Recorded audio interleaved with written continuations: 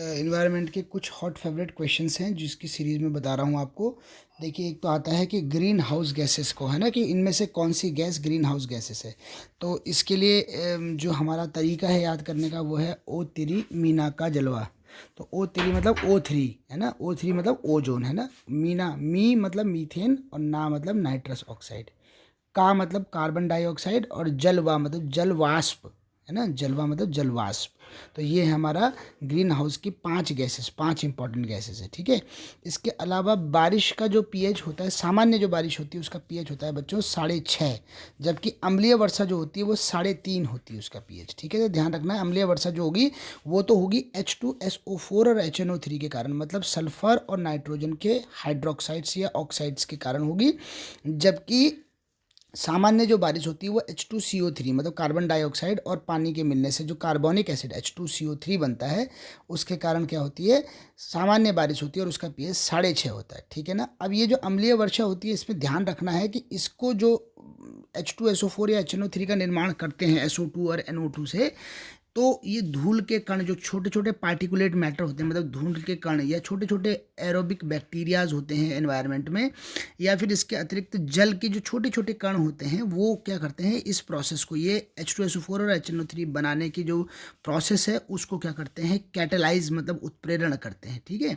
इसके बाद अब दो चीज़ें ये आती हैं इंपॉर्टेंट, स्मॉग के ऊपर, धुंध के ऊपर। तो दो तरीके की धुंध पहचानी गई है, एक को तो क्लासिकल स्मॉग कहा गया और एक को फोटोकेमिकल स्मॉग कहा गया। क्लासिकल स्मॉग कहते हैं जो ये विंटर में होता है, इसे लंदन स्मॉग भी बोलते हैं, मतलब लंदन के शहर में, लंदन शहर में सर्दियों में दिखाई देने वाला ये स्मॉग होता है, इसे क्लासिकल स्मॉग कहते हैं। और इसके दौरान क्या होता है, H2SO4 जो होता है, मतलब पानी, मतलब जो धुंध बनी हुई रहती है उसमें जो पानी होता है उसमें H2SO4 की सांद्रता ज़्यादा होती है। कहने का मतलब इसका अम्लीय पीएच ज़्यादा अम्लीय होता है, और इसके अतिरिक्त इसका जो स्वभाव होता है इस स्मोक का, ये रिड्यूसिंग नेचर का होता है। जबकि दूसरी जगह फोटोकेमिकल स्मॉग जो है इसे लॉस एंजलिस स्मॉग बोलते हैं, और ये समर में दिखाई देता है। देखो, गर्मियों में दिखाई देने वाला स्मॉग है ये फोटोकेमिकल स्मॉग। लॉस एंजलिस की तरफ इसको मतलब आइडेंटिफाई किया गया था सबसे पहले, इसलिए इसका नाम लॉस एंजलिस स्मॉग पड़ गया। और इसमें कौन कौन सी चीज़ें से बनता है ये, तो इसका वैसे नेचर, इसका ऑक्सीडाइजिंग नेचर होगा, क्योंकि पहले वाले का अपचायक नेचर है, तो इसका ऑक्सीकृत करने वाला नेचर होगा। इसमें होता है क्या, सनलाइट HV और अनसेचुरेटेड हाइड्रोकार्बन्स, ठीक है ना। एक अनसेचुरेटेड हाइड्रोकार्बन्स वगैरह, अनसेचुरेटेड हाइड्रोकार्बन्स और सनलाइट और हाइड्रोकार्बन्स और ओजोन, नाइट्रिक ऑक्साइड और पेन, इन सब चीज़ों से मिलकर के बना हुआ रहता है ये, ठीक है ना। ये सारे इसके कंपोनेंट हैं, उनसे मिलकर के बना हुआ होता है। और इसमें एक इंपॉर्टेंट नाम आया है पेन।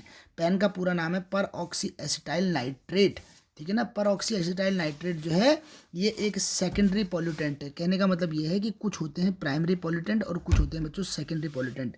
तो ये पेन जो है ये एक सेकेंडरी पॉल्यूटेंट है। सेकेंडरी द्वितीयक प्रदूषक का मतलब ये हुआ, जो प्राथमिक प्रदूषक होते हैं उनसे ये बनते हैं। प्राथमिक प्रदूषक कौन होंगे, जैसे कार्बन डाइऑक्साइड हो गया, वाटर हो गया, ये प्रदूषण ही तो करते हैं, कॉज करते हैं हमारे मतलब इन्वायरमेंट में, तो इनसे मिलकर के बने होते हैं, ये द्वितीयक प्रदूषक इनको कहते हैं। अच्छा, इसके बाद अब हमारी मुख्य कंसर्न क्या रहता है, ओजोन लेयर का क्षय हो रहा है, उसका हमारा मुख्य कंसर्न होता है।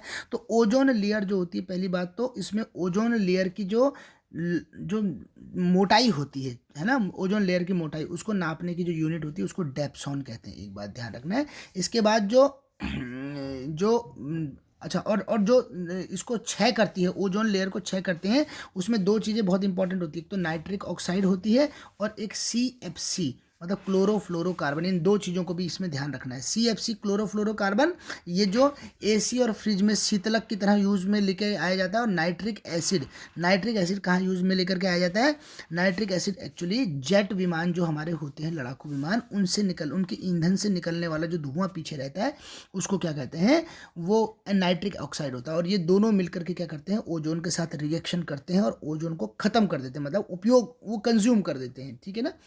और अंटार्कटिका के ऊपर एक क्या देखा गया था, छिद्र देखा गया था, ठीक है ना, इसमें एक छिद्र देखा गया था। अच्छा, इसके बाद फिर क्लीन वाटर के लिए BOD, देखो, बायोलॉजिकल ऑक्सीजन डिमांड, और COD का मतलब केमिकल ऑक्सीजन डिमांड। तो ये दो जो पैरामीटर हैं, ये पानी की प्योरिटी को पहचानने के लिए हैं। तो अगर बीओडी 5 ppm से कम और सीओडी 4 ppm से कम है तो इसका मतलब ये पानी क्लीन वाटर है और ये पीने योग्य पानी है, ठीक है ना। अलग अलग मात्रा में इनकी सांद्रता होने पर अलग अलग उपयोग में लाया जाता है। अगर पीने के उपयोग में लाना है तो उसके लिए ये दोनों यूनिट, ये दोनों लिमिट याद रखनी पड़ेगी। इसके बाद फ्लोराइड, देखिए बहुत सारी अशुद्धियाँ होती है पानी में, तो ऐसी एक अशुद्धि फ्लोरीन की भी अशुद्धि होती है, फ्लोराइड की अशुद्धि, ठीक है ना।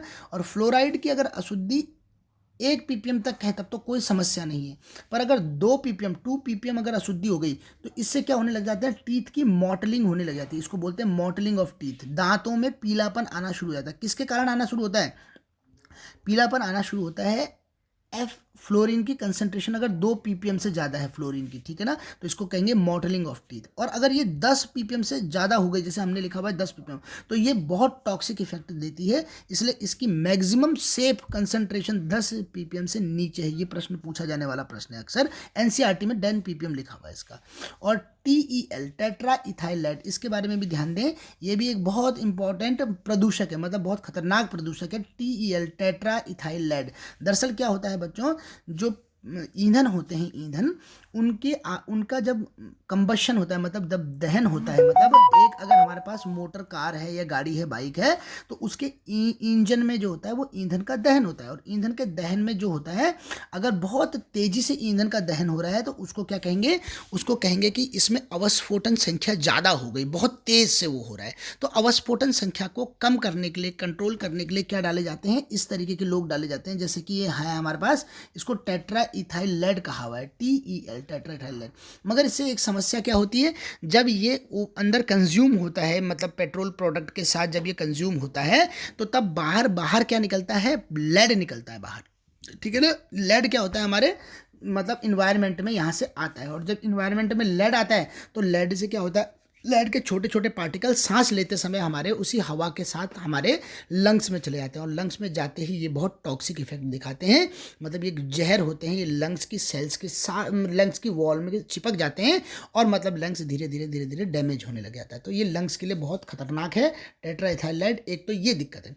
इसी तरीके से एक और आता है HG, ठीक है ना, पारा जो है, पारा से संबंधित एक बीमारी है, मीनामाटा डिजीज है ना, मीनामाटा डिजीज जो है ये पारे से संबंधित है। तो इस तरीके से ये इनको कहते हैं बच्चों हैवी मेटल, भारी धातुएं कहते हैं हैवी मेटल। किनको, लेड को, पारे को, आर्सेनिक को, कोबाल्ट को, निकिल को। ये 5 भाई जो हैं, ये पांचों के पांचों क्या कहलाते हैं, ये पांचों के पांचों भाई क्या कहलाते हैं, ये पांचों के पांचों भाई कहलाते हैं हैवी मेटल। और इनसे बहुत, इनकी अगर थोड़ी सी भी अमाउंट शरीर में चले जाए तो बहुत घातक होती है। वैसे तो धातु जनरली हमारे शरीर में कम ही रहती हैं, पर कुछ धातुएं हमारे शरीर में फिर भी ठीक ठाक मात्रा में प्रवेश करती है, जैसे आयरन, जैसे Mg, जैसे कैल्शियम, ये सब ठीक ठाक मात्रा में प्रवेश करती है।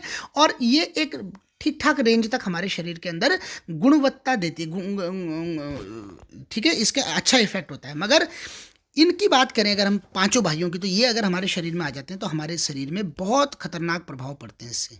धन्यवाद बच्चों।